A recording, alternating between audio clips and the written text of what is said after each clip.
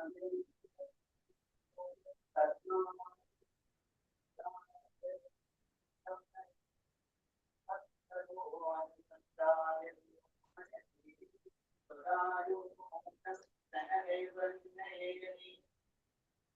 കൃഷ്ണ. ഹരേ കൃഷ്ണ മാതാജി. ഹരേ കൃഷ്ണ. ഹരേ കൃഷ്ണ. ഹരേ കൃഷ്ണ മാതാജി. ഹരേ കൃഷ്ണ. ഹരേ കൃഷ്ണ മാതാജി. ഹരേ കൃഷ്ണ. ഓം നമോ ഭഗവതേ വാസുദേവായ. ഓം നമോ ഭഗവതേ വാസുദേവായ. ഓം നമോ ഭഗവതേ വാസുദേവായ. ഓം അജ്ഞാനതിമിരേന്ദ്രസ്യ ജ്ഞാനാഞ്ജനാശലാകയാ ചക്ഷുരുന്മീലിതം യേന തസ്മൈ ശ്രീ ഗുരവേ നമഃ. നമോ വിഷ്ണുപാദായ കൃഷ്ണപ്രേഷ്ഠായ ഭൂതലേ ശ്രീമതേ ഭക്തിവേദാന്ത സ്വാമിനിധി നാമിനേ. നമസ്തേ സാരസ്വതേ ദേവേ ഗൗരവാണി പ്രചാരിണേ നിർവിശേഷ ശൂന്യവാദി പാശ്ചാത്യദേശധാരിണേ. ജയ ശ്രീ കൃഷ്ണ ചൈതന്യ പ്രഭു നിത്യാനന്ദ ശ്രീ അദ്വൈത ഗദാധര ശ്രീവാസാദി ഗൗരഭക്തവൃന്ദ. ഹരേ കൃഷ്ണ ഹരേ കൃഷ്ണ കൃഷ്ണ കൃഷ്ണ ഹരേ ഹരേ ഹരേ രാമ രാമ രാമ ഹരേ ഹരേ. ഹരേ കൃഷ്ണ. ശ്രീ ഗോവിന്ദ ടെമ്പിളിന്റെ ശോഭനിഷത്ത് ക്ലാസ്സിലേക്ക് എല്ലാവർക്കും സ്വാഗതം. ഹരേ കൃഷ്ണ. എല്ലാവർക്കും പ്രണാമം. എത്ര 3-4 എടുക്കണ്ടേ? 3 എടുത്തല്ലേ? അയ്യോ, ഞാൻ എടുത്തത് 2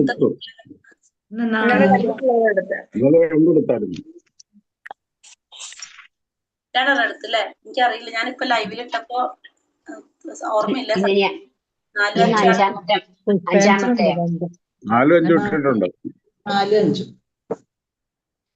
ഹരേ കൃഷ്ണ. നരേഷിട്ട് എന്താണെന്ന് എനിക്കൊരു സംശയം വന്നു. അപ്പൊ ഇന്നലെ ധ്യാനമന്ത്രത്തിൽ നമ്മൾ എന്താ കണ്ടത്? ധ്യാനമന്ത്രം ഭഗവാൻ സത്യമാണ്, സമ്പൂർണ്ണമാണ്. അദ്ദേഹത്തിൽ നിന്ന് ഉത്ഭവിക്കുന്നതെല്ലാം പൂർണ്ണത്തിൽ നിന്ന് ഉത്ഭവിക്കുന്നതെല്ലാം പൂർണ്ണമായി ഭഗവാൻ ഭഗവാൻ എപ്പോഴും സമ്പൂർണ്ണമായിട്ടുള്ളതായിരിക്കും. നിലക്കും. ഒന്നാമത്തെ മന്ത്രത്തിൽ എന്താ പറഞ്ഞത്? സർവചരാചരങ്ങളും ഈശ്വരന്റെ ഉടമസ്ഥയിലുള്ളതാണ്. ഈശ്വരനാൽ അതുകൊണ്ട് അവനവന് വേണ്ടിയുള്ളത് മാത്രമേ അവന് മറ്റുള്ളവരുടെ ധനം ആഗ്രഹിക്കരുത്. എല്ലാവരും ഭഗവാന്റെ ഉടമസ്ഥതയിലും നിയന്ത്രണത്തിലുള്ളതാണ്. ഓരോരുത്തർക്കും ഒരു വിഹിതം ഭഗവാൻ നീക്കി വെച്ചിട്ടുണ്ട്. അത് മാത്രമേ നമ്മൾ സ്വീകരിക്കാൻ പാടുള്ളൂ. മറ്റുള്ളവരെ നമ്മൾ ആശിക്കാൻ പാടില്ല എന്നാണ് പറഞ്ഞത്. രണ്ടാമത്തേല് ഇങ്ങനെ പ്രവർത്തിക്കുന്നവരുത്താൻ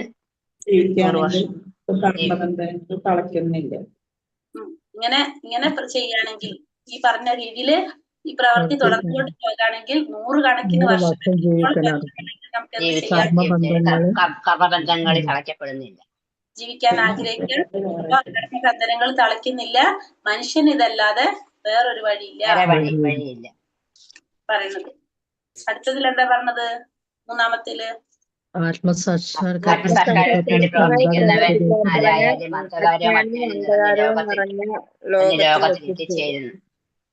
ആത്മസാക്ഷാത്കാരത്തിന് പ്രവർത്തിക്കാത്തവൻ, ആത്മഹന്താവ്, ആത്മാവിനെ ഹരിക്കുന്നവൻ അന്ധകാരം നിറഞ്ഞ പിന്നെന്താണ് അന്ധകാരം ആസുരികമായിട്ടുള്ള നിറഞ്ഞ ലോകങ്ങളിലേക്ക് എത്തിച്ചേർന്നേ മതിയാകും. മൂന്നാമത്തെ മന്ത്രത്തിൽ പറയുന്നത്. അപ്പൊ ആദ്യത്തെ 4 മന്ത്രം നമ്മളിപ്പോ പഠിച്ചു കഴിഞ്ഞു അല്ലെ? ധ്യാനമന്ത്രവും പിന്നെ 3 മന്ത്രവും. ധ്യാനമന്ത്രത്തിൽ പറഞ്ഞു ഭഗവാൻ പരമസത്യമാണ്, ഭഗവാനിൽ നിന്ന് ഉത്ഭവിക്കുന്നതെല്ലാം പൂർണ്ണങ്ങളായിരിക്കും. ഭഗവാനിൽ നിന്ന് എത്ര പൂർണ്ണങ്ങൾ ഉത്ഭവിച്ചാലും ഭഗവാൻ സമ്പൂർണനായിട്ട് തന്നെ ധ്യാനമന്ത്രത്തിൽ കണ്ടത്. ഒന്നാമത്തെ മന്ത്രത്തിൽ പറഞ്ഞു സർവ്വചരാചരങ്ങളും ഭഗവാന്റെ ഉടമസ്ഥതയിലും നിയന്ത്രണത്തിലുള്ളതാണ്. ഭഗവാൻ ഓരോരുത്തർക്കും ഒരു വിഹിതം നീക്കി വെച്ചിട്ടുണ്ട്. അത് മാത്രം സ്വീകരിക്കാൻ പാടുള്ളൂ, മറ്റുള്ളവരെ ആശിക്കാൻ പാടില്ല എന്ന് പറഞ്ഞു. രണ്ടാമത്തെ മന്ത്രത്തിൽ പറഞ്ഞു അങ്ങനെ നമ്മള് ജീവിക്കുകയാണെങ്കിൽ, മറ്റുള്ളവരെ ആശിക്കാതെ നമ്മൾ ആ പ്രവൃത്തി തുടർന്നു കൊണ്ട് പോകുകയാണെങ്കിൽ 100 കണക്കിന് വർഷം, എത്ര വർഷം വേണമെങ്കിലും നമുക്ക് ജീവിക്കാൻ ആഗ്രഹിക്കാനായിട്ട് സാധിക്കും. അപ്പൊ നമ്മുടെ കർമ്മബന്ധനത്തിൽ നമ്മൾ തളയ്ക്കപ്പെടുന്നില്ല. മനുഷ്യൻ ഇതല്ലാതെ വേറൊരു വഴിയില്ല എന്ന് കണ്ടു. മൂന്നാമത്തെ മന്ത്രത്തിൽ നമ്മൾ പറഞ്ഞു ആത്മസാക്ഷാത്കാരത്തിന് ശ്രമിക്കാത്തവൻ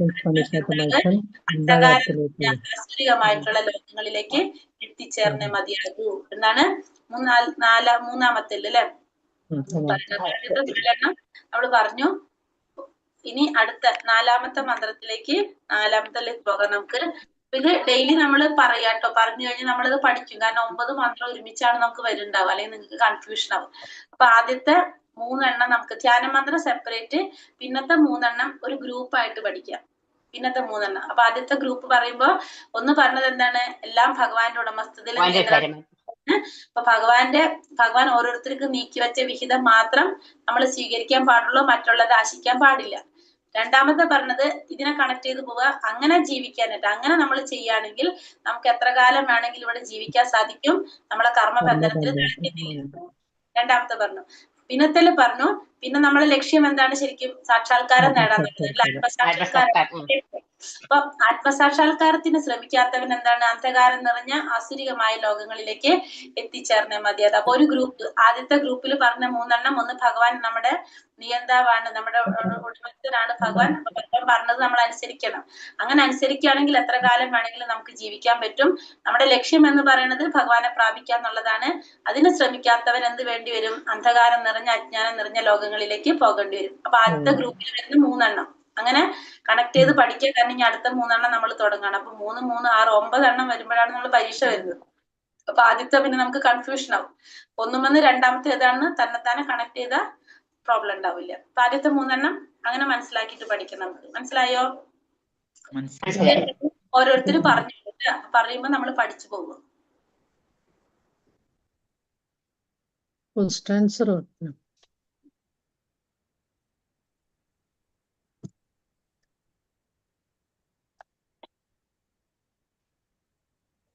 ഇനി നാലാമത്തതില്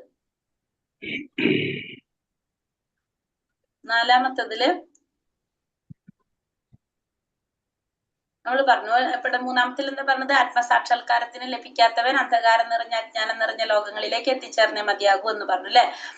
നാലാമത്തത് പറഞ്ഞത്. ഇനി നാലാമത്തില് പറയുന്നത്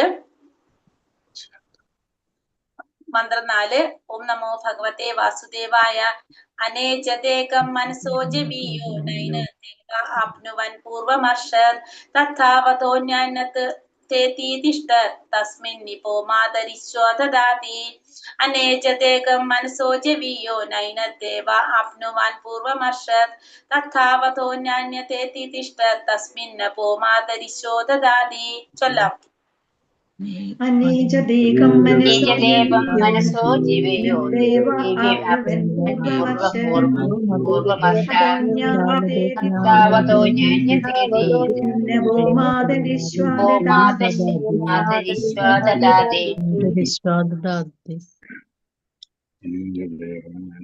ഹരേ കൃഷ്ണ. അപ്പൊ ഇതില് പറയുന്നത് ഭഗവാന്റെ മഹത്വത്തെ കുറിച്ചാണ് പറയുന്നത്. ഭഗവാന്റെ മഹത്വത്തെ കുറിച്ചാണ് നാലാമത്തേല് പറയുന്നത്.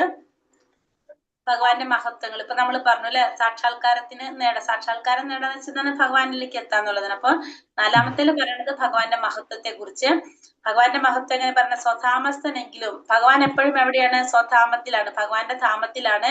എങ്കിലും പരമപുരുഷൻ മനസ്സിനേക്കാൾ വേഗത കൂടിയവനാണ്, മറ്റെല്ലാവരെയും അതിക്രമിക്കാൻ കഴിയുന്നവനാണ്. അപ്പൊ ഭഗവാൻ സ്വധാമത്തിലാണ്. പക്ഷെ പരമപുരുഷ സ്വധാമത്തിലാണെങ്കിലും എന്താണ്, മനസ്സിനേക്കാൾ വേഗത കൂടിയവനാണ് ഭഗവാൻ. മറ്റെല്ലാവരെയും അതിക്രമിക്കാൻ കഴിയുന്നവനാണ്. ശക്തിമാന്മാരായ ദേവന്മാർക്ക് പോലും അദ്ദേഹം അപ്രാപ്യനാണ്. അപ്പൊ ദേവന്മാർക്ക് പോലും അപ്രാപ്യനാണ് അദ്ദേഹം. പിന്നെ ഒരിടത്ത് തന്നെ സ്ഥിതനെങ്കിലും കാറ്റിന്റെയും മഴയുടെയും മറ്റും അതിദേവതകളെ നിയന്ത്രിക്കുന്നു. അപ്പൊ ഒരു സ്ഥലത്ത് തന്നെയാണെങ്കിലും ഭഗവാനാണ് എന്ത് ചെയ്യുന്നത്, എല്ലാവരെയും നിയന്ത്രിക്കുന്നത്. എല്ലാവരുടെ നിയന്താവാണ് ഭഗവാൻ. മഹത്വത്തിൽ അവിടെ നിന്ന് സകലതിനെയും അതിശയിപ്പിക്കുന്നു. അപ്പൊ ഭഗവാന്റെ മഹത്വം എല്ലാവരെയും അതിശയിപ്പിക്കുന്നതാണ് എന്ത്, ഭഗവാന്റെ മഹത്വം. അപ്പൊ ഭഗവാൻ സ്വധാമത്തിലാണെങ്കിലും മനസ്സിനേക്കാൾ വേഗത കൂടിയവനാണ് ഭഗവാൻ. മറ്റെല്ലാവരെയും അതിക്രമിക്കാൻ കഴിയുന്നവനാണ് ഭഗവാൻ. ദേവന്മാർക്ക് പോലും അപ്രാപ്യനാണ്. ഒരു സ്ഥലത്ത് സ്ഥിതനാണെങ്കിലും കാറ്റിന്റെയും മഴയുടെയും അധിപന്മാരായിട്ടുള്ള ദേവതകളെ നിയന്ത്രിക്കുന്നത് ഭഗവാനാണ്. മഹത്വത്തിൽ ഭഗവാൻ എല്ലാവരെയും അതിശയിപ്പിക്കുന്നു എന്നാണ് ഇതിൽ പറയുന്നത്. ഭഗവാന്റെ മഹത്വത്തെ കുറിച്ചാണ് ഈ നാലാമത്തെ മന്ത്രത്തിൽ പറയുന്നത്. അപ്പൊ സ്വധാമസ്ഥനാണ് ഭഗവാൻ, മനസ്സിനേക്കാൾ വേഗത കൂടിയവനാണ് ഭഗവാൻ. എന്താ പറയുക, ദേവന്മാരുടെ അധിപനാണ് ഭഗവാൻ. എല്ലാ ദേവന്മാരുടെയും അധിപനാണ്, എല്ലാവരുടെ നിയന്താവാണ് ഭഗവാൻ. എല്ലാവർക്കും അപ്രാപ്യനാണ് ഭഗവാൻ. ഭഗവാന്റെ മഹത്വം എല്ലാവരെയും അതിശയിപ്പിക്കുന്നു. എന്നാണ് മനസ്സിലാക്കുന്നത് നമുക്ക്. അപ്പൊ ഭഗവാൻ സ്വതാമസ്ഥനാണ്, മനസ്സിനേക്കാൾ വേഗത കൂടിയവനാണ്, എല്ലാവരെയും അതിക്രമിക്കാൻ കഴിയുന്നവനും അപ്രാപ്യനും നിയന്താവുമാണ് ഭഗവാൻ. ആ ഭഗവാൻ മഹത്വത്തിൽ എല്ലാവരെയും അതിശയിപ്പിക്കുന്നു എന്നാണ് ഇതിൽ പറയണത്, 4ാമത്തെ മന്ത്രത്തിൽ പറയുന്നത്. മനസ്സിലായോ പറഞ്ഞ 4ാമത്തെ മന്ത്രം? മനസ്സിലായി. സ്വതാമസ്ഥനാണ്, മനസ്സിനേക്കാൾ വേഗത കൂടിയവനാണ്, മറ്റെല്ലാവരെയും അതിക്രമിക്കുന്നവനാണ്, ദേവന്മാർക്ക് അപ്രാപ്യനാണ്, ദേവന്മാരുടെ നിയന്താവാണ് ഭഗവാൻ. മഹത്വത്തിൽ ഭഗവാൻ എന്ത് ചെയ്യുന്നു? എല്ലാവരെയും അതിശയിക്കുന്നു. ഒരു സ്ഥലത്ത് സ്ഥിരനെങ്കിലും കാറ്റിന്റെയും മഴയുടെയും ദേവതകളെ നിയന്ത്രിക്കുക. അവൻ നിയന്താവാണ് ഭഗവാൻ, എല്ലാവരുടെ നിയന്താവാണ്. മഹത്വത്തിലാണ് ഭഗവാൻ സകലതിനെയും അതിശയിപ്പിക്കുന്നു. അപ്പൊ എല്ലാവരെയും അതിശയിപ്പിക്കാണ് ഭഗവാന്റെ മഹത്വം കൊണ്ട് എല്ലാവരെയും അതിശയിപ്പിക്കുന്നു എന്നാണ് ഈ 4ാമത്തെ മന്ത്രത്തില് പറയുന്നത്. അവർത്തം മാനസിക ഊഹാപോഹങ്ങളിലൂടെ ഭഗവാനെ അറിയാൻ കഴിയില്ല. ഭഗവത് കാരുണ്യത്തിൽ അവിടുന്ന് ഭക്തന്മാർക്ക് മാത്രമേ ഭഗവാനെ അറിയാൻ കഴിയൂ. കാറ്റിന്റെയോ മനസ്സിന്റെയോ വേഗത്തിൽ 100 കണക്കിന് വർഷങ്ങൾ സഞ്ചരിച്ചാലും പരമസത്യത്തെ അദ്ദേഹം വിദൂരമായി മാത്രമേ അറിയാൻ കഴിയൂ എന്ന് ബ്രഹ്മസംഹിത പറയുന്നു. അപ്പൊ മാനസിക ഊഹാപോഹങ്ങളിലൂടെ നമുക്ക് എന്ത് സാധിക്കില്ല? ഭഗവാനെ അറിയാൻ കഴിയില്ല. ഭഗവാന്റെ കാരുണ്യം ഉണ്ടെങ്കിൽ മാത്രം ഭഗവാന്റെ ഭക്തന്മാർക്ക് എന്ത് സാധിക്കും? ഭഗവാൻ അറിയാനായിട്ട് കഴിയും. കാറ്റിന്റെയോ മനസ്സിന്റെയോ വേഗത്തിൽ 100 വർഷം സഞ്ചരിച്ചാലും ആ പരമസത്യം വളരെ വിദൂരമായിട്ട് മാത്രമേ മനസ്സിലാക്കാനായിട്ട് സാധിക്കുകയുള്ളൂ എന്നുള്ളത് ബ്രഹ്മസംഹിതയിലും വ്യക്തമായിട്ട് പറയുന്നുണ്ട്. പരമപുരുഷൻ കൃഷ്ണലോകം അല്ലെങ്കിൽ ഗോലോകം എന്നറിയപ്പെടുന്ന തന്റെ ആധ്യാത്മിക ധാമത്തിൽ സ്ഥിതനായി തന്റെ ലീലകളിൽ ഏർപ്പെട്ടിരിക്കും. അപ്പൊ ഭഗവാൻ എവിടെയാണ്? ഗോലോകത്തില്, ഗോലോക വൃന്ദാവനത്തിലാണ് ഭഗവാൻ. അവിടെ ഭഗവാന്റെ ലീലകളിൽ ഏർപ്പെട്ടുകൊണ്ടിരിക്കുകയാണ്. ഒരിടത്ത് സ്ഥിതരെങ്കിലും തനിക്ക് തന്റെ ചൂടും പ്രകാശവും എല്ലാ സ്ഥലത്തേക്കും വ്യാപിപ്പിക്കാൻ കഴിയും. അപ്പൊ ഭഗവാൻ ഒരിടത്ത് സ്ഥിതനാണ്. പക്ഷെ എന്ത് സാധിക്കും? സ്ഥിതനെങ്കിലും അവിടെ നിന്നുകൊണ്ട് ഭഗവാന്റെ ഊർജങ്ങള് ചൂടായാലും പ്രകാശമായാലും എല്ലാം എല്ലാ സ്ഥലത്തേക്കും വ്യാപിപ്പിക്കാനായിട്ട് ഭഗവാന് കഴിയും. അതുപോലെ സ്വധാമത്തിൽ സ്ഥിതി ചെയ്തുകൊണ്ട് തന്നെ വൈവിധ്യമാർന്ന ഭഗവാന്റെ ശക്തി വിശേഷങ്ങളെ വ്യാപിപ്പിക്കാനും കഴിയും. അപ്പൊ ഭഗവാൻ സ്വധാമത്തിലാണ് ഭഗവാൻ എപ്പോഴും നിൽക്കുന്നത്. പക്ഷെ എന്ത് ചെയ്യാൻ സാധിക്കും? ഭഗവാന്റെ ശക്തി വിശേഷങ്ങളെ എല്ലാവിടേക്കും വ്യാപിപ്പിക്കാനായിട്ടും ഭഗവാന് കഴിയും. ഭഗവാന്റെ 3 ശക്തികള്, അന്തരംഗ ശക്തി, തടസ്ഥ ശക്തി, ബഹിരംഗ ശക്തി, ബാഹ്യശക്തി അറിയാവുന്നതാണ് നമുക്കത്. വായു, പ്രകാശം, മഴ തുടങ്ങിയ പ്രതിഭാസങ്ങളെ നിയന്ത്രിക്കുന്നതിനും ഭരിക്കുന്നതിനും ചുമതലപ്പെട്ട അതിദേവതകൾ പരമപുരുഷന്റെ തടസ്ഥ ശക്തിയിൽ ഉൾപ്പെടുന്നു. മനുഷ്യരുൾപ്പെടെ താഴ്ന്ന തരം ജീവസത്തകൾ തടസ്ഥ ശക്തിയിൽപ്പെടുന്നു. അപ്പൊ ഈ തടസ്ഥ ശക്തി എന്ന് പറയുന്നത് ആരാണ്? മനുഷ്യരും വരുന്നുണ്ട്, ദേവന്മാരും വരുന്നുണ്ട്. എല്ലാവരും, ജീവാത്മാക്കൾ എല്ലാവരും ഏതിൽ വരുന്നതാണ്? തടസ്ഥ ശക്തികളിൽ വരുന്നതാണ്. വായു, പ്രകാശം, മഴ, അതായത് എല്ലാ ദേവന്മാരും എന്തിൽ വരുന്നതാണ്? ഈ തടസ്ഥ ശക്തിയില് വരുന്നതാണ്. ഭൗതിക ലോകം ഭഗവാന്റെ ബാഹ്യശക്തിയുടെയും സൃഷ്ടിയും ആധ്യാത്മിക വ്യോമത്തിലുള്ള സ്വധാമം ഭഗവാന്റെ അന്തരംഗ ശക്തിയുടെ ആവിഷ്കാരമാണ്. അപ്പൊ ഈ ഭൗതിക ലോകം ആരുടെ സൃഷ്ടിയാണ്? മായാദേവിയുടെ, അതായത് ബഹിരംഗ ശക്തിയുടെ സൃഷ്ടിയാണ്. അന്തരംഗ ശക്തിയുടെ ആവിഷ്കാരമാണ് എന്ത്? ആധ്യാത്മിക ലോകങ്ങള് അന്തരംഗ ശക്തിയുടെ ആവിഷ്കാരമാണ്. ഭഗവാന്റെ പലതരത്തിലുള്ള ചൈതന്യം എല്ലാ സ്ഥലത്തും തന്റെ ശക്തി വിശേഷങ്ങളിലൂടെ സർവത്ര വ്യാപിച്ചിരിക്കുന്നു. അപ്പൊ ഭഗവാന്റെ ചൈതന്യം എല്ലാ സ്ഥലത്തും ഭഗവാന്റെ ശക്തി വിശേഷങ്ങളിലൂടെ വ്യാപിച്ചിരിക്കുകയാണ് ചെയ്യുന്നത്. ഈ ശക്തികളെ പരമോന്നത സത്യമായോ പരമപുരുഷനായോ തെറ്റിദ്ധരിക്കരുത്. അവിടത്തെ രൂപം നഷ്ടപ്പെടുമെന്ന ധാരണ ശരിയല്ല. നമ്മുടെ പരിമിതമായ ഗ്രഹണ ശക്തിക്കനുസരിച്ച് ഭഗവാനെ പരിമിതപ്പെടുത്താൻ നിവർത്തിയില്ല. അപ്പൊ ഭഗവാന്റെ ശക്തികള് എന്ന് പറയുന്നത് പരമോന്നത സത്യമായിട്ടോ പരമപുരുഷനായിട്ടോ തെറ്റിദ്ധരിക്കാൻ പാടില്ല. അതൊക്കെ ഭഗവാന്റെ ഒരംശം അല്ലെങ്കിൽ ഒരു ശക്തി മാത്രമാണെന്ന് മനസ്സിലാക്കുക. ഭഗവാൻ എപ്പോഴും എങ്ങനെ തന്നെയാണ്? ഭഗവാൻ പൂർണ്ണൻ തന്നെയാണ്.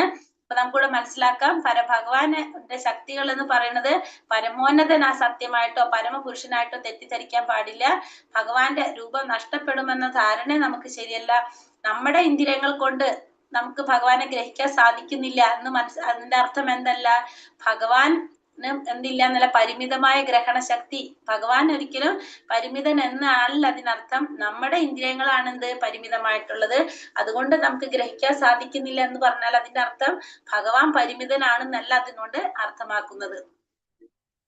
വ്യക്തിഗത അംശങ്ങൾക്ക് ഭഗവാന്റെ എല്ലാ ലക്ഷണങ്ങളും ഉണ്ടെങ്കിലും അവയ്ക്ക് പരിമിതികളുണ്ട്. അപ്പൊ വ്യക്തിഗതമായ അംശങ്ങൾ, അതായത് ജീവാത്മാക്കൾക്ക് ഭഗവാന്റെ എല്ലാ ലക്ഷണങ്ങളും ഉണ്ടെങ്കിലും എന്തുണ്ട്? അതിന് പരിമിതികളുണ്ട്. മാനസിക ഊഹാപോഹം വഴി ഭഗവാന് വ്യക്തിത്വം സ്ഥാപിക്കാനുള്ള വിഫല ശ്രമത്തിനെതിരെ ഈശോപനിഷത്ത് താക്കീത് നൽകുന്നു. അപ്പൊ നമ്മള് മാനസികമായ ഊഹാപോഹങ്ങളിലൂടെ ഭഗവാന്റെ ഒരു വ്യക്തിത്വം സ്ഥാപിച്ചെടുക്കാനുള്ള നമ്മുടെ വിഫലമായ ശ്രമത്തിനെതിരെ ഈശോപനിഷത്ത് എന്ത് ചെയ്യാണ്? താക്കീത് ചെയ്യാണ്. കാരണം നമുക്കാണ് എന്തുള്ളത്? പരിമിതികളുള്ളത്. ഭഗവാൻ അപരിമേയനാണ്. ഭഗവാന് യാതൊരുവിധ പരിമിതികളും ഇല്ല. ഭഗവാന്റെ അംശങ്ങളായ ജീവസത്തകൾക്ക് അവിടുത്തെ ഇച്ഛാശക്തിക്ക് വഴങ്ങി പ്രവർത്തിക്കുന്നതിനുള്ള ശക്തി നൽകിയിരിക്കുന്നു. ജീവാത്മാക്കൾക്ക് ഭഗവാന്റെ ഇച്ഛയ്ക്കനുസരിച്ച് വഴങ്ങി പ്രവർത്തിക്കാനുള്ള ശക്തി ആർക്കുണ്ട്? ജീവാത്മാക്കൾക്കുണ്ട്. ഈ അംശങ്ങൾ പൂർണ്ണത്തെ സേവിക്കുകയെന്ന തന്റെ നിയത കർമ്മം വിസ്മരിക്കുമ്പോൾ മായയിൽ അകപ്പെടുന്നു. അപ്പൊ നമ്മുടെ ജീവാത്മാക്കളുടെ പരമമായ ലക്ഷ്യം എന്ന് പറയുന്നത് ഭഗവാന്റെ സേവനമാണ്. ആ പൂർണ്ണത്തെ സേവിക്കുക എന്നുള്ള നമ്മുടെ ജീവാത്മാക്കളുടെ നിയത കർമ്മം വിസ്മരിച്ചു പോകുമ്പോഴാണ് നമ്മൾ എന്തിലകപ്പെടുന്നത്? മായയിൽ അകപ്പെട്ടു പോകുന്നത്. എല്ലാ ഭഗവതും ശക്തികളാണെന്ന് ഗ്രഹിച്ച് ബുദ്ധിയുക്തമായി തന്റെ പ്രയത്നവും കർമ്മശേഷിയും വേണ്ട വിധത്തിൽ പ്രയോജനപ്പെടുത്തുമ്പോൾ ബാഹ്യശക്തിയായ മായയുമായുള്ള ബന്ധം കാരണം നഷ്ടപ്പെട്ടതായ മൗലിക ബോധത്തെ പുനരുജ്ജീവിപ്പിക്കാൻ കഴിയും. അപ്പൊ എല്ലാം ഭഗവാന്റെ ശക്തികളാണെന്നുള്ളത് മനസ്സിലാക്കി ബുദ്ധിയുക്തമായിട്ട് തന്റെ പ്രയത്നവും കർമ്മശേഷിയും നമ്മൾ എന്ത് ചെയ്യുക? വേണ്ട വിധത്തിൽ നമുക്കത് പ്രയോജനപ്പെടുത്താൻ സാധിച്ചു കഴിഞ്ഞാല് നമുക്ക് എന്ത് സാധിക്കും? ബാഹ്യശക്തിയായിട്ടുള്ള മായയുള്ള ബന്ധം കാരണം കൊണ്ട് നഷ്ടപ്പെട്ട നമ്മുടെ ആ മൗലികമായ ബോധത്തെ, അതായത് ഭഗവാനെ കുറിച്ച്, ആ മൂലസ്വരൂപത്തെ കുറിച്ച് മനസ്സിലാക്കി നമുക്കത് പുനരുജ്ജീവിപ്പിച്ച് കൊണ്ടുവരാനായിട്ട് നമുക്ക് സാധിക്കും. പൂർണ്ണജ്ഞാനം എന്നാൽ ഭഗവാനെ, അവിടുത്തെ എല്ലാ സവിശേഷതകളും കൂടി അറിയലും അവിടുത്തെ പ്രവർത്തനങ്ങളെ കുറിച്ച് അറിയുക എന്നതുമാണ്. അപ്പൊ പരിപൂർണ ജ്ഞാനം എന്നതുകൊണ്ട് എന്താ അർത്ഥാക്കുന്നത്? ഭഗവാനെ മനസ്സിലാക്കുക. ഭഗവാൻ എങ്ങനെ അറിയണം? നാമരൂപ ഗുണലീലകൾ എല്ലാത്തിലും കൂടി, അതായത് എല്ലാ വിധത്തിലുള്ള സവിശേഷതകളും കൂടി ഭഗവാനെ മനസ്സിലാക്കുക എന്നുള്ളതാണ് പൂർണ്ണജ്ഞാനം എന്നതുകൊണ്ട് അർത്ഥമാക്കുന്നത്. ഹരേ കൃഷ്ണ കൃഷ്ണ കൃഷ്ണ ഹരേ ഹരേ, ഹരേ രാമ രാമ രാമ ഹരേ ഹരേ. ഇതില് എന്താ പറയണത്? ഭഗവാന്റെ മഹത്വത്തെ കുറിച്ചാണ് ഇതിൽ പറയണത്. ഭഗവാന്റെ മഹത്വം എങ്ങനെ പറയാം? സ്വധാമത്തിലാണ് ഭഗവാൻ, പക്ഷെ മനസ്സിനേക്കാൾ വേഗത കൂടിയവനാണ്, മറ്റെല്ലാവരെയും അതിക്രമിക്കുന്നവനാണ്, എല്ലാ ദേവന്മാരുടെ നാഥനാണ്, ദേവന്മാർക്ക് അപ്രാപ്യനാണ് ഭഗവാൻ, അവരുടെ നിയന്താവാണ് ഭഗവാൻ. അങ്ങനെ ഭഗവാന്റെ മഹത്വത്തിൽ എല്ലാവരും അതിശയിക്കുന്നു എന്നുള്ളതാണ് ഏത് പറയുന്നത്? 4-ാമത്തെ മന്ത്രത്തില് പറയുന്നത്. ഇതിന്റെ ചോദ്യം നോക്കിയിട്ട് നമുക്ക് അടുത്തേക്ക് പോകാം അല്ലെ? പോരെ?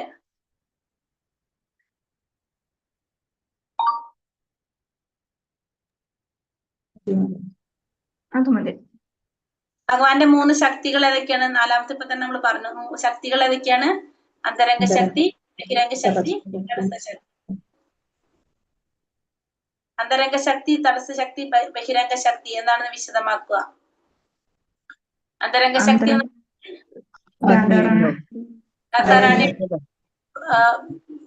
പിന്നെന്താ പറയുക? നിയന്ത്രിക്കുന്നതും തന്നെയാണ് അന്തരംഗ ശക്തിയാണ്. ബഹിരംഗ ശക്തി എന്ന് പറഞ്ഞാല് ഭൗതിക ലോകത്തിന്റെ സൃഷ്ടി നടത്തുന്ന ഭഗവാന്റെ ഇച്ഛയ്ക്കനുസരിച്ച് സൃഷ്ടിക്കുന്നത് ബഹിരംഗ ശക്തിയാണ് എന്ന് പറയുന്നത്. തടസ്സ ശക്തി എന്ന് വെച്ചാല് ജീവാത്മാക്കളാണ് പറയണത്. അതായത് ആ ജീവാത്മാക്കൾക്ക് എങ്ങനെ സാധിക്കും? ഇപ്പുറത്തേക്കും കടക്കാൻ പറ്റും, ഇപ്പുറത്തേക്കും കടക്കാൻ പറ്റും. ജീവാത്മാക്കൾക്ക് തടസ്സ ശക്തിയാണ്. അവർക്ക് ഒന്നുകിൽ തത്താത്മാവായിട്ട് ഇവിടെ തന്നെ നിൽക്കാം, അല്ലെങ്കിൽ മുക്താത്മാവായ അപ്പുറത്തേക്ക് കടക്കാം. ആരുടെ നിയന്ത്രണത്തിലാവാം? ബദ്ധാത്മാവാണെങ്കിൽ ആരുടെ നിയന്ത്രണത്തിലായിരിക്കും? ബാഹ്യശക്തിയുടെ. ആരുടെ നിയന്ത്രണത്തിലായിരിക്കും?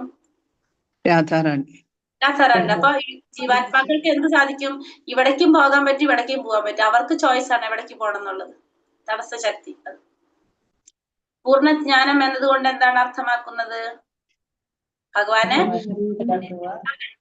കൂടി മനസ്സിലാക്കി, സവിശേഷതകളോടും കൂടി അതായത് ഗുണലീലകളെല്ലാം ഭഗവാൻ അങ്ങനെ മനസ്സിലാക്കുന്നതാണ് എന്ത്? ഭഗവാന്റെ പൂർണ്ണജ്ഞാനം എന്നതുകൊണ്ട് നമ്മൾ അർത്ഥമാക്കുന്നത്. എളുപ്പമല്ലോ ഇത്? കുഴപ്പമില്ലല്ലോ? ബുദ്ധിമുട്ടില്ലല്ലോ? പഠിച്ച പോയിന്റ്സ് തന്നെയല്ലേ പറയുന്നത്?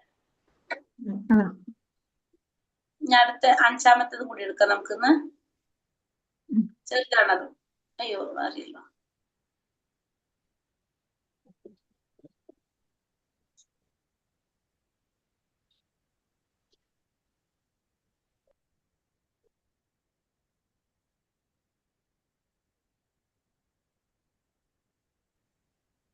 ഇനി അഞ്ചാമത്തത്, ഇപ്പൊ നാലാമത്തെ നമ്മൾ ഭഗവാന്റെ മഹത്വമാണ് കണ്ടത് അല്ലെ. അഞ്ചാമത്തത് ഭഗവാന്റെ വൈരുദ്ധ്യങ്ങളാണ് പറയുന്നത്. അഞ്ചാമത്തിൽ പറയുന്ന മന്ത്രം ഭഗവാന്റെ വൈരുദ്ധ്യങ്ങളെ കുറിച്ചാണ് പറയുന്നത്. വൈരുദ്ധ്യമായിട്ടുള്ള കാര്യങ്ങള്. മന്ത്രം 5. തദ്ദേ ചതി തനൈ ജതി തഥൂരേ തത് ദിന്ദികേ തദന്തികേ തദന്തരസ്യ സർവസ്യ തഥു സർവസ്യാസ്യ ബാഹ്യതഃ. തദേ ചതി തനൈ ജതി തഥൂരേ തദന്തികേ തദന്തരസ്യ സർവസ്യ തഥു സർവസ്യാസ്യ ബാഹ്യതഃ. ചൊല്ലാം. തഥേ ചതി തന്നൈ ചതി തഥൂരേ തദ്വന്ദികേ തദന്തരസ്യ സർവസ്യ സർവസ്യാസ്യ ബാഹ്യതഃ. എന്റെ മൈക്രോഫോൺ ഓഫായിരുന്നു, അവിടെ കേൾക്കില്ല. എന്തോടെ പറയണത്? വിവർത്തനം. ഭഗവാൻ സർവേശ്വരൻ ചലിക്കുന്നു, ചലിക്കാതിരിക്കുകയും ചെയ്യുന്നു. വിദൂരസ്ഥനാണെങ്കിൽ സമീപസ്ഥനാണ്, സകലതിന്റെയും അകത്തും പുറത്തും സ്ഥിതി ചെയ്യുന്നു. അഞ്ചാമത്തെ മന്ത്രത്തിൽ എന്താ പറയണത്? അപ്പൊ ഭഗവാൻ ചലിക്കുന്നു, ഭഗവാൻ ചലിക്കുന്നുണ്ട്, ചലിക്കാതിരിക്കുകയും ചെയ്യുന്നുണ്ട്. ഭഗവാൻ ഒരേ സമയം എന്തൊക്കെ പറയണ? വൈരുദ്ധ്യം, ഭഗവാന്റെ വൈരുദ്ധ്യങ്ങൾ നമുക്ക് വൈരുദ്ധ്യമായിട്ട് തോന്നുന്നതാണ് ഭഗവാന്റെ ഓരോ കാര്യങ്ങൾ. അതാണ് ഇവിടെ പറയുന്നത്. നമ്മുടെ ചിന്തകൾക്ക് അപ്പുറത്താണ് ഭഗവാന്റെ ഓരോ കാര്യങ്ങൾ, അചിന്യമാണെന്ന് പറയാം അല്ലെ. അപ്പൊ സർവേശ്വരൻ ചലിക്കുന്നു, ചലിക്കാതിരിക്കുന്നു. അപ്പൊ നമ്മള് നടക്കുന്ന ഒരു വ്യക്തി നടക്കുന്നില്ല എന്ന് പറയാൻ പറ്റുമോ നമുക്ക്? ഇല്ല. ഒരു വ്യക്തി നടക്കുന്നു എന്ന് പറഞ്ഞാൽ ആ വ്യക്തി നടക്കില്ല എന്ന് നമുക്ക് പറയാൻ പറ്റില്ല അല്ലെ. പക്ഷെ ഭഗവാൻ എങ്ങനെയാണ്? ചലിക്കുന്നുണ്ട്, ചലിക്കാതിരിക്കുന്നുണ്ട്. ഭഗവാൻ വിദൂരസ്ഥനാണെങ്കിലും ഭഗവാൻ എവിടെയാണ്? സമീപസ്ഥനാണ്. ഭഗവാൻ എവിടെയാണ്? ഭഗവാന്റെ ധാമത്തിൽ, ഗോലോക വൃന്ദാവനത്തിലാണ്. പക്ഷെ ഓരോ ഭക്തന്മാരുടെ ഉള്ളിലും ആരുണ്ട്? ഭഗവാൻ ഇരിക്കുന്നത്. ഭഗവാനെ കുറിച്ച് നിരന്തരം ചിന്തിച്ചു കൊണ്ടിരിക്കുന്നവരാണ് ഭക്തന്മാർ. അപ്പൊ ഭഗവാൻ എങ്ങനെയാണ്? ഭക്തന്മാരുടെ സമീപസ്ഥനാണ് ഭഗവാൻ. ഭഗവാൻ എവിടെ സ്ഥിതി ചെയ്യുന്നത്? എല്ലാ ഭക്തന്മാരുടെ ഉള്ളിലും ഭഗവാൻ സ്ഥിതി ചെയ്യുന്നു. പിന്നെ ഈ പ്രപഞ്ചം മുഴുവൻ ഭഗവാൻ നിറഞ്ഞു നിൽക്കുന്നുണ്ട്. അതുകൊണ്ട് ഭഗവാൻ സകലതിന്റെയും അകത്തുമുണ്ട്, പുറത്തും ഭഗവാൻ ഉണ്ട്. അപ്പൊ ഭഗവാൻ ചലിക്കുന്നു, ചലിക്കാതിരിക്കുന്നു. വിദൂരസ്ഥനാണെങ്കിലും സമീപസ്ഥനാണ്, സകലതിന്റെയും അകത്തും സ്ഥിതി ചെയ്യുന്നു. ഇതാണ് ഇതിൽ പറയുന്നത്, അഞ്ചാമത്തെ മന്ത്രത്തിൽ പറയുന്നത്. ഭഗവാൻ നാലാമത്തേല് ഭഗവാന്റെ മഹത്വങ്ങൾ നമ്മൾ കണ്ടു. അഞ്ചാമത്തേല് ഭഗവാന്റെ വൈരുദ്ധ്യങ്ങളാണ് നമ്മൾ കാണുന്നത്. ഭഗവാൻ ചലിക്കുന്നു, ചലിക്കാതിരിക്കുന്നു. വിദൂരസ്ഥനാണെങ്കിലും സമീപസ്ഥനാണ്, സകലതിന്റെയും അകത്തും പുറത്തും സ്ഥിതി ചെയ്യുന്നു എന്നാണ് ഇതിൽ പറയുന്നത്, അഞ്ചാമത്തേല് പറയുന്നത്. മനസ്സിലായോ?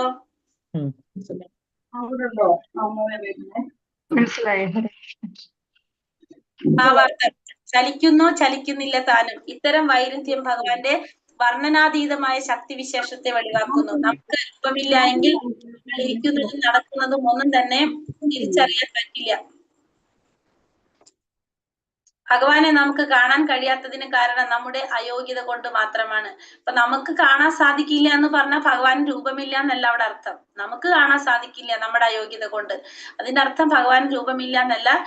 ചലിക്കുന്നു, ചലിക്കുന്നില്ല താനും. ഇത്തരം വൈരുദ്ധ്യം നമ്മുടെ വർണ്ണനാതീതമായിട്ടുള്ള ഭഗവാന്റെ വർണ്ണനാതീതമായ ശക്തിവിശേഷത്തെയാണ് എന്തിൽ മനസ്സിലാക്കുന്നത്? ഭഗവാൻ ചലിക്കുന്നു, ചലിക്കുന്നില്ല എന്ന് പറയുന്നത് മനസ്സിലാക്കേണ്ടത്. രൂപമില്ല എങ്കിൽ നമുക്ക് ഇരിക്കുന്നത് നടക്കുന്ന ഒന്നും തന്നെ തിരിച്ചറിയാനായിട്ട് സാധിക്കില്ല. നമുക്ക് രൂപമില്ലെങ്കിൽ നമുക്ക് അറിയാൻ പറ്റില്ല. അതേപോലെ തന്നെ ഭഗവാനെ നമുക്ക് കാണാൻ കഴിയാത്തതിന് കാരണം നമ്മുടെ അയോഗ്യത കൊണ്ട് മാത്രമാണ്, അല്ലാതെ ഭഗവാന് രൂപമില്ലാണ്ടല്ല എന്നുള്ളതാണ് ഇവിടെ നമുക്ക് പറഞ്ഞു തരുന്നത്. മായാവാദികൾ ഭഗവാന്റെ അപൗരുഷായ വ്യാപാരങ്ങൾ മാത്രം സ്വീകരിക്കുകയും സകാര രൂപത്തിലുള്ള ലീലകളെ നിരാകരിക്കുകയും ചെയ്യുന്നു. എന്നാൽ ഭാഗവത സമ്പ്രദായക്കാർ ഭഗവാൻ ഒരേ സമയം സകാരനും നിരാകാരനുമാണെന്ന് മനസ്സിലാക്കുന്നു. അപ്പൊ മായാവാദികൾ എന്താണ്? അപൗരുഷമായിട്ടുള്ള മനുഷ്യർക്ക് ചെയ്യാൻ പറ്റാത്ത രീതിയിലുള്ള ഭഗവാന്റെ ലീലകള് അതൊക്കെ അവര് സ്വീകരിക്കും. പക്ഷെ സകാര രൂപത്തിലുള്ള ലീലകളെ, ഭഗവാന്റെ ആകാര രൂപത്തിലുള്ള ഭഗവാന്റെ ലീലകളെ അവര് നിരാകരിക്കുന്നു. അപ്പൊ പക്ഷെ ഭക്തന്മാരെങ്ങനെ ചെയ്യുന്നത്? ഭഗവാൻ ഒരേ സമയം സകാരനുമാണ്, നിരാകാരനുമാണെന്ന് മനസ്സിലാക്കുന്നു. ഭക്തന്മാർക്കറിയാം ഭഗവാൻ എങ്ങനെയാണ്. ഭഗവാൻ ഒരു രൂപമുണ്ട്, അല്ലെങ്കിൽ ഭഗവാൻ ഒരു രൂപമില്ല എന്നുള്ള രീതിയിലാണ് ആര് ചിന്തിക്കുന്നത്? ഭഗവാൻ ഒരു വ്യക്തിയായിട്ടാണ് ആര് കാണുന്നത്? എപ്പോഴും ഭക്തന്മാര് കാണുന്നത്. സ്വന്തം കണ്ണുകൾ കൊണ്ട് കഴിയുന്നില്ലാത്തത് കൊണ്ട് തന്നെ ഭഗവാന്റെ സകാരമായ നിലനിൽപ്പിനെ നമുക്ക് അംഗീകരിക്കാനാവില്ല. അപ്പൊ നമ്മുടെ കണ്ണുകൾ കൊണ്ട് കാണുന്നില്ല എന്ന് പറഞ്ഞാല് ഭഗവാന്റെ രൂപം അത് നമുക്ക് അംഗീകരിക്കാനാവില്ല എന്ന് മുന്നിലുണ്ടാവുമല്ലോ എന്തെങ്കിലും എന്ന വാദഗതിയെ ഭഗവാൻ വിദൂരസ്ഥനാകുമ്പോൾ തന്നെ അവിടെ സമീപസ്ഥനാണെന്ന അനുശാസനത്താൽ ഈശോപനിഷത്ത് ഖണ്ഡിക്കുന്നു. അപ്പൊ ഇവിടെ സ്വന്തം കണ്ണുകൾ കൊണ്ട് കാണാത്തതുകൊണ്ട് ഭഗവാന്റെ ആ സകാരത്തെ നിലനിൽപ്പിനെ നമുക്ക് അംഗീകരിക്കാനാവില്ല എന്നുള്ള, നമ്മൾ കാണാത്തത് കൊണ്ട് ഭഗവാൻ അംഗീകരിക്കാൻ പറ്റില്ല എന്നുള്ള വാദഗതിയെ എന്തുകൊണ്ട് ഖണ്ഡിക്കുകയാണ് ചെയ്യുന്നത്? ഇവിടെ വിദൂരസ്ഥനുമാണ് ഭഗവാൻ, സമീപസ്ഥനുമാണ് എന്ന ഈശോപനിഷത്ത് അനുശാസനത്താൽ ഖണ്ഡിക്കുകയാണ് ചെയ്യുന്നത്. ഭഗവാന്റെ ധാമത്തിലാണ് നിൽക്കുന്നത്. പക്ഷെ ഭക്തന്മാര് നിരന്തരം ഭഗവാനെ സ്മരിക്കുന്നത് കൊണ്ട് ഭഗവാൻ എവിടെയുമാണ്? സമീപസ്ഥലുമാണ്. ഭഗവാന്റെ ധാമം ഭൗതിക അന്തരീക്ഷത്തിന് അതീതമാണ്. ഭൗതിക അന്തരീക്ഷം നമ്മുടെ അളവുകൾക്ക് അതീതമാണ്. പിന്നെ അതിൽ നിന്നും വിദൂരമായ ആത്മീയ അന്തരീക്ഷത്തെ പറ്റി നമുക്ക് എന്ത് പറയാനാണ്? അപ്പൊ നമുക്കറിയാം, ഈ ഭൗതിക ലോകത്തിൽ നിൽക്കുമ്പോൾ നമുക്ക് ഈ ഭൗതിക ലോകത്തെ കുറിച്ച് തന്നെ നമുക്ക് മനസ്സിലാക്കാൻ സാധിക്കില്ല. അത് തന്നെ നമ്മുടെ അളവുകൾക്ക് അതീതമാണ്. പിന്നെ എങ്ങനെയാണ് അതിന്റെ പുറത്തുള്ള ആ ആത്മീയ ലോകത്തെ കുറിച്ച് നമുക്ക് പറയാനായിട്ട് സാധിക്കുന്നത്? ആത്മീയ വ്യോമം വിദൂരമാണെന്നും ഭൗതിക ആകാശത്തിൽ നിന്ന് വളരെ അകലെയാണെന്നും ഭഗവത്ഗീത 15-ാം അധ്യായത്തിൽ 6-ാം ശ്ലോകത്തിൽ സ്ഥിരീകരിക്കുന്നത്. നമുക്കറിയാം, ആത്മീയ ആകാശം എന്ന് പറയുന്നത് വിദൂരത്തിലാണ്, ഭൗതികമായ ആകാശത്തിൽ നിന്നും വളരെ അകലെയാണെന്നുള്ളത് ഭഗവത്ഗീതയിൽ പറയുന്നുണ്ട്. വളരെ അകലെ എന്ന വസ്തുതയ്ക്ക് വിരുദ്ധമായി പ്രഭുവിനെ പെട്ടെന്ന് ഒരു സെക്കൻഡിനുള്ളിൽ മനസ്സിനേക്കാളോ വായുവിനേക്കാളോ വേഗത്തിനുള്ളിൽ നമ്മുടെ മുന്നിൽ എത്തിച്ചേരാൻ കഴിയുന്നു. പക്ഷെ ഇത്രയും അകലെയാണെങ്കിലും അതിന് വിരുദ്ധമായിട്ട് ഭഗവാൻ ഒരു സെക്കൻഡിനുള്ളിൽ തന്നെ എന്ത് സാധിക്കും? മനസ്സിനേക്കാൾ വേഗതയില്, വായുവിനേക്കാൾ വേഗത്തില് നമ്മുടെ മുന്നിൽ എത്തിച്ചേരാൻ ആർക്ക് സാധിക്കും? ഭഗവാന് സാധിക്കും. മൂഢന്മാർ ഭഗവാനെ ഒരു സാധാരണ ജീവനെ പോലെ കാണുന്നു. ഭൗതിക പ്രകൃതിയുടെ ഉൽപ്പന്നങ്ങളായ ഒരു ശരീരമാണ് അവിടുത്തതെന്ന് പണ്ഡിതന്മാർ വാദിക്കുന്നു. അപ്പൊ മൂഢന്മാര് ഭഗവാൻ ഒരു സാധാരണ വ്യക്തിയായിട്ടാണ് കാണുന്നത്. പിന്നെ ശരീരമാണെങ്കിലോ ഒരു ഭൗതിക പ്രകൃതിയുടെ ഉൽപ്പന്നങ്ങളായിട്ടുള്ള ഒരു ശരീരമാണ് ഭഗവാന്റെതെന്ന് പണ്ഡിതന്മാര് വാദിക്കുകയും ചെയ്യുന്നു. അവിടുന്ന് അചിന്ത്യ ശക്തി നിറഞ്ഞവനായകയാൽ അദ്ദേഹത്തിന് ഏത് മാധ്യമത്തിലൂടെയും നമ്മുടെ സേവനം സ്വീകരിക്കാൻ സാധിക്കും. അപ്പൊ ഭഗവാൻ എന്ന് പറഞ്ഞാല് അചിന്ത്യ ശക്തിയാണ്. അപ്പൊ നമുക്ക് ഭക്ഷണം കഴിക്കണമെങ്കിൽ നമുക്ക് വായ വേണം, കൈകൊണ്ട് കഴിക്കാനായിട്ട് പറ്റുള്ളൂ. ഭഗവാനെ സംബന്ധിച്ച് ഏത് മാധ്യമത്തിലൂടെയും ഭഗവാൻ നമ്മുടെ സേവനം സ്വീകരിക്കാൻ പറ്റും. അപ്പൊ കണ്ണുകൊണ്ട് ഭക്ഷിക്കാം, കൈകൊണ്ട് നടക്കാം, ഒക്കെ ആർക്ക് ചെയ്യാൻ സാധിക്കും? ഭഗവാന് സാധിക്കും. പക്ഷെ നമുക്ക് സാധിക്കില്ല. ഊർജങ്ങളുടെ സ്രോതസ് ഭഗവാൻ തന്നെയാകയാൽ ഭഗവാന് സ്വന്തം ഇച്ഛാനുസരണം അതിനെ പരിവർത്തനം ചെയ്യാൻ കഴിയും. അപ്പൊ ഭഗവാൻ ഊർജത്തിന്റെ സ്രോതസ് ആര് തന്നെയാണ്? ഭഗവാൻ തന്നെയാണ്. എല്ലാ ഊർജങ്ങളുടെ സ്രോതസ്സും ഭഗവാൻ തന്നെയാണ്. അതുകൊണ്ട് തന്നെ ഭഗവാൻ എന്ത് സാധിക്കും? സ്വന്തം ഇച്ഛയ്ക്കനുസരിച്ച് അതിനെ പരിവർത്തനം ചെയ്യാനായിട്ട് ഭഗവാന് സാധിക്കും. ഉദാഹരണം പറയുന്നത്, മണ്ണ്, ശില, മരം എന്നിവയാൽ നിർമ്മിതമായ അർച്ചാവിഗ്രഹങ്ങളാൽ പ്രത്യക്ഷനാകാൻ അവിടെ സാധിക്കും. അപ്പൊ ഭഗവാൻ ഈ ഭൗതിക പ്രപഞ്ചത്തില് നമുക്ക് കാണാനായിട്ട് ഈ ഭൗതികമായ വസ്തുക്കൾ കൊണ്ട് നിർമ്മിച്ചാല്, ഭൗതികമായ നിർമ്മിതമായിട്ട് മണ്ണ് കൊണ്ടോ ശില കൊണ്ടോ മരം കൊണ്ടോ അർച്ചാവിഗ്രഹങ്ങൾ ഉണ്ടാക്കിയാല് അതിൽ പ്രത്യക്ഷനാകാനായിട്ട് ആർക്ക് സാധിക്കും? ഭഗവാന് സാധിക്കും. കാരണം ഭഗവാന് ഈ ഭൗതികമായ ഊർജത്തെ ആത്മീയമായ ഊർജമാക്കി പരിവർത്തനം ചെയ്യിക്കാൻ ആർക്ക് സാധിക്കും? ഭഗവാന് സാധിക്കും. കാരണം എല്ലാത്തിന്റെ സ്രോതസ് ആരിൽ നിന്നാണ്? ഭഗവാനിൽ നിന്നാണ്. അപ്പൊ ഈ ഭൗതികമായ ഊർജത്തെ ആത്മീയമായ ഊർജമാക്കി മാറ്റാൻ ഭഗവാന് സാധിക്കും. ഭൗതികം എന്ന് വിശേഷിക്കപ്പെടുന്ന രൂപം സ്വീകരിക്കുന്ന അവിടുന്ന് ഭക്തർ കാക്ഷിക്കുന്ന രൂപത്തിൽ ദർശനം നൽകി വിരാജിക്കുന്നു. അപ്പൊ ഭക്തന്മാർ ആഗ്രഹിക്കുന്ന രീതിയിൽ ഭഗവാൻ എന്ത് സാധിക്കും? പിന്നെ ദർശനം നൽകാനായിട്ട് സാധിക്കും. അപ്പൊ ഭൗതികം എന്ന് വിശേഷിക്കപ്പെടുന്ന രൂപം, അപ്പൊ നമുക്ക് സാധാരണ ഭക്തന്മാർക്ക് എന്ത് സാധിക്കില്ല? ഭഗവാനെ കാണാൻ സാധിക്കുന്നില്ല.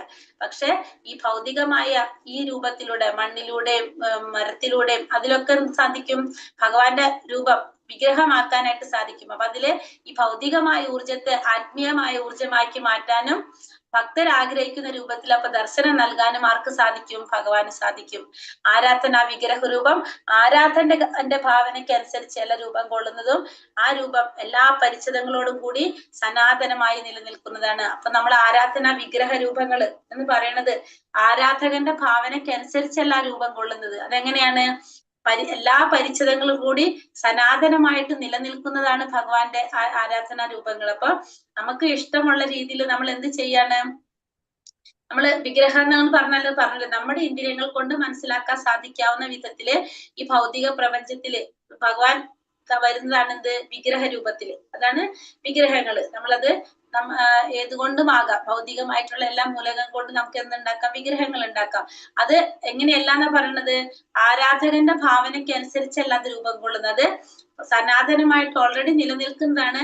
നമ്മളൊരു വിഗ്രഹം അവിടെ ഉണ്ടാക്കുമ്പോൾ അതിലേക്ക് എന്ത് വരാണ്, ഭഗവാൻ അതിലേക്ക് വരാണ് ചെയ്യുന്നത്. അതായത് ഭഗവാന്റെ ചൈതന്യം അതിലേക്ക് വരുന്നു എന്ന് പറയും അല്ലെ. അങ്ങനെയാണ് സംഭവിക്കുന്നത്. അതായത് ആ ഊർജം, ഭൗതികമായ ഊർജത്തെ ആത്മീയമായ ഊർജമാക്കിയിട്ട് ഭഗവാൻ അത് മാറ്റാനായിട്ട് സാധിക്കുകയാണ് ചെയ്യുന്നത്. അപ്പൊ എല്ലാ പരിച്ഛേദങ്ങളോടും കൂടി സനാതനമായിട്ട് നിലനിൽക്കുന്നതാണ് ആരുടെ രൂപം, ഭഗവാൻ രൂപം എന്ന് പറയുന്നത്. സമർപ്പിത ആത്മാക്കൾക്ക്, അല്ലാത്തവർക്ക് അവിടുന്ന് അതിവിദൂരസ്ഥനും അപ്രാപ്യനും തന്നെ. അർപ്പിതാത്മാക്കൾക്ക് അവിടുന്ന് സദാപ്രാപ്യനാണ്. അപ്പൊ ഭഗവാന് സമർപ്പിക്കാത്തവർക്ക് ഭഗവാൻ എങ്ങനെയാണ്, ഭഗവാൻ വിദൂരസ്ഥനാണ്, അപ്രാപ്യനാണ്. പക്ഷെ അർപ്പിതാത്മാക്കൾക്കോ, ഭഗവാനെ സമർപ്പിക്കുന്നവർക്കോ ഭഗവാൻ എപ്പോഴും പ്രാപ്യനാണ്, സദാപ്രാപ്യനാണ് ഭഗവാൻ. അർപ്പിക്കുന്നവർക്ക് എപ്പോഴും പ്രാപ്യനായിരിക്കും, അർപ്പിക്കാത്തവർക്ക് ഭഗവാൻ അപ്രാപ്യനുമായിരിക്കും. സകല ശക്തികളുടെയും നിയന്താവായതിനാൽ അവിടുന്ന് അതിന്റെ സ്വാധീനത്തിന് വശംവദനാകുന്നില്ല. അതിനാൽ ആ ശക്തിയുടെ ഗുണങ്ങൾ ഒന്നും തന്നെ ബാധിക്കാതെ സ്വന്തം ഇഷ്ടാനുസരണം ആ ഓജസ്സിനെ അവിടത്തേക്ക് പ്രയോജനപ്പെടുത്താൻ കഴിയും. ഈ അർത്ഥത്തിൽ അവിടുന്ന് നിർഗുണനാണ്.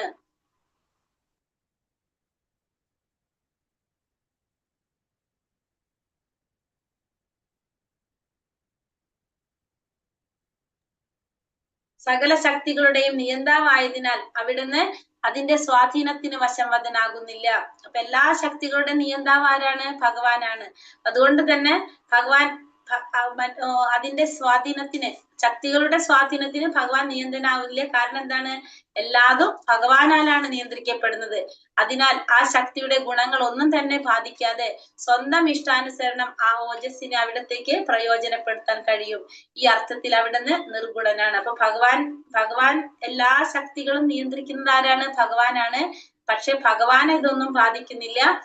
ഭഗവാൻ എങ്ങനെയാണ്, നിർഗുണനാണ്. നമ്മൾ പഠിച്ചതാണ് അല്ലെ, ഭഗവാൻ നിർഗുണനാണ്, ഒന്നും ഭഗവാനെ ബാധിക്കുന്നില്ല. ഒരു കാലത്തും ഭഗവാൻ അരൂപനല്ല. അവിടുന്ന് അമൂർത്തമായ ഭാവമായ ബ്രഹ്മജ്യോതി, സൂര്യന്റെ ശക്തികൾ സൂര്യദേവന്റെ പ്രഭാപരിവേഷം എന്ന പോലെ അവിടുത്തെ പ്രഭാപരിവേഷമാണ്. അപ്പൊ നമുക്കറിയാം ഭഗവാൻ ഒരിക്കലും എങ്ങനെയല്ല, അരൂപനല്ല. അപ്പൊ ഭഗവാന്റെ ഭാവം, 3 ഭാവത്തിൽ നമ്മൾ ആ പരമസത്യത്തെ അറിയുന്നതിൽ ഒന്നാണ് എന്ത്, ഭഗവാന്റെ അബ്രഹ്മം എന്ന് പറയുന്നത്, അബ്രഹ്മജ്യോതി എന്ന് പറയുന്നത്. സൂര്യരശ്മികൾ സൂര്യദേവന്റെ പ്രഭാപരിവേഷം എന്ന പോലെയുള്ള ഭഗവാന്റെ പ്രഭാപരിവേഷമാണ് എന്ത്, ഈ ബ്രഹ്മജ്യോതി എന്ന് പറയുന്നത്. ഭഗവാന്റെ ആ പ്രഭാപരിവേഷമാണ് ഈ ബ്രഹ്മജ്യോതി, ഭഗവാന്റെ ശരീരത്തിലെ പ്രകാശം എന്ന് പറയുന്നത്. പ്രഭു സകലത്തിലും അധിവസിക്കുന്നു, തന്റെ വൈവിധ്യമാർന്ന ശക്തി കൊണ്ട് സകലതും സൃഷ്ടിക്കുകയും ചെയ്യുന്നു. അപ്പൊ എല്ലാത്തിലും ആരുണ്ട്, ഭഗവാൻ ഉണ്ട്. അപ്പൊ ഭഗവാന്റെ പലതരത്തിലുള്ള ശക്തി കൊണ്ട് ഇത് സാധിക്കും, സകലതിനെ ഭഗവാൻ സൃഷ്ടിക്കുകയാണ് ചെയ്യുന്നത്. അവിടുത്തെ അചിന്ത്യമായ ശക്തി കൊണ്ട് തന്റെ ആത്മാർത്ഥ ഭക്തന്മാർക്ക് വേണ്ടി ഏതു സമയത്തും ഭഗവാൻ പ്രത്യക്ഷനാകുന്നു.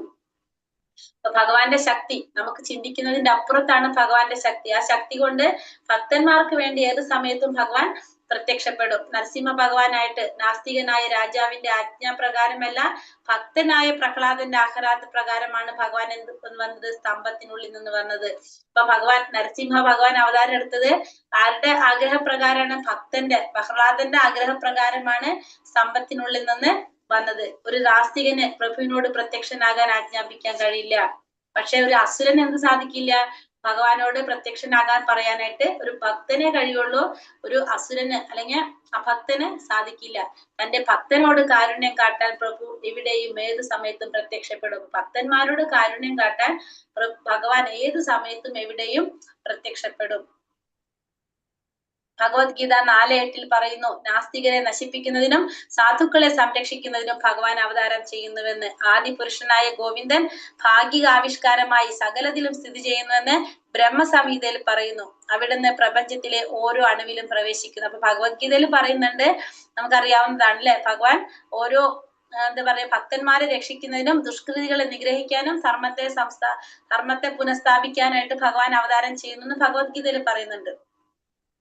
അതേപോലെ തന്നെ ബ്രഹ്മസംഹിതയിലും പറയുന്നുണ്ട് എന്ത്, ആദിപുരുഷനായ ഗോവിന്ദൻ ഭാഗിക ആവിഷ്കാരമായ സകലത്തിലും സ്ഥിതി ചെയ്യുന്നുവെന്ന് ബ്രഹ്മസംഹിതയിലും പറയുന്നു. അപ്പൊ അവിടുന്ന് പ്രപഞ്ചത്തിലെ ഓരോ അണുവിലും ആരുണ്ട്? ഭഗവാനുണ്ട്. ഭൗതിക പ്രപഞ്ചത്തിലുള്ള എല്ലാത്തിലും, ചലിക്കുന്നതും ചലിക്കാത്തതുമായിട്ടുള്ള എല്ലാത്തിലും ആരുണ്ട്?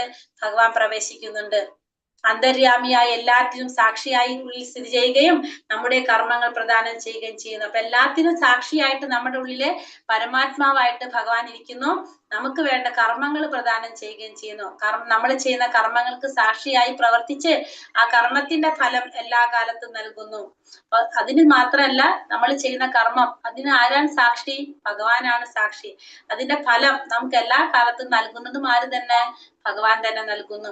ഈശ്വരൻ അല്ലാതെ അകത്തും പുറത്തും യാതൊന്നുമില്ല. ഭഗവാൻ അല്ലാതെ അകത്തും പുറത്തും വേറെ ആരൊന്നുമില്ല. എല്ലാവരും ആര് മാത്രമാണുള്ളത്? ഭഗവാനാണ് എല്ലാവരും ഉള്ളത്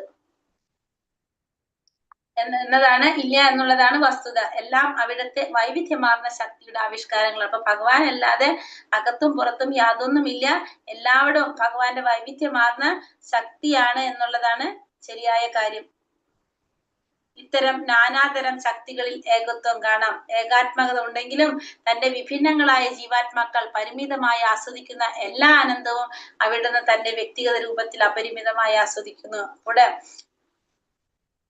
അഗ്നിയിൽ നിന്ന് ചൂടും പ്രകാശവും വ്യാപരിക്കുന്ന പോലെ, അഗ്നിയിൽ നിന്ന് ചൂടും പ്രകാശവും ഉണ്ടാകുന്ന പോലെ ഭഗവാന്റെ വൈവിധ്യമാർന്ന ശക്തികളിൽ നിന്ന് ഭഗവാൻ എന്ത് ചെയ്യാണ്? ഭഗവാൻ പല രൂപത്തിലും പ്രാപിക്കുന്നു. അപ്പൊ ഇത്തരത്തിലുള്ള എല്ലാ ശക്തികളിലും എന്ത് കാണാം? ഏകത്വം കാണാനായിട്ട് സാധിക്കും. ഏകത്വം ഉണ്ടെങ്കിലും ഭഗവാൻ എന്താ പറയുന്നത്? തന്റെ വിഭിന്ന അംശങ്ങളായ ജീവാത്മാക്കൾ പരിമിതമായി ആസ്വദിക്കുന്ന എല്ലാ ആനന്ദവും, ഈ ജീവാത്മാക്കൾക്ക് പരിമിതമായി ജീവാത്മാക്കൾ എന്താ ആസ്വദിക്കുന്നുണ്ട്? ആനന്ദം ആസ്വദിക്കുന്നുണ്ട്. ആ ആനന്ദം ഭഗവാൻ എങ്ങനെ സാധിക്കുന്നുണ്ട്? ഭഗവാൻ വ്യക്തിഗത രൂപത്തില് അപരിമിതമായിട്ട് ആസ്വദിക്കുന്നു. ഭഗവാൻ പരിധിയില്ലാതെ എപ്പോഴും ഭഗവാൻ അത് ആസ്വദിച്ചു. ഭഗവാൻ സച്ചിദാനന്ദനാണ്. ഭഗവാൻ ആനന്ദം വ്യക്തിഗത രൂപത്തില് ആസ്വദിച്ചു കൊണ്ടേയിരിക്കുന്നു. ഹരേ കൃഷ്ണ കൃഷ്ണ കൃഷ്ണ ഹരേ ഹരേ, ഹരേ രാമ രാമ രാമ ഹരേ ഹരേ. ഹരേ കൃഷ്ണ.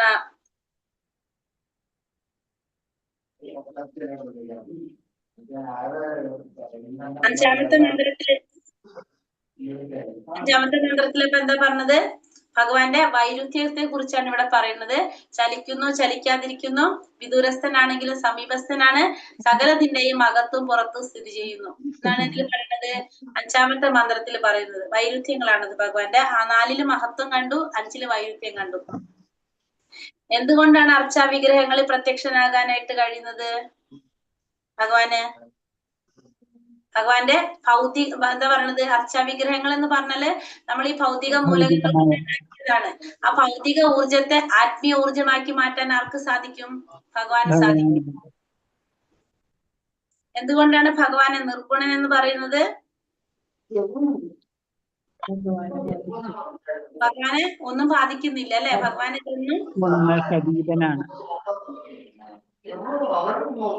എന്തുകൊണ്ടാണ് ഭഗവാനെ നിർഗുണൻ എന്ന് പറയുന്നത്?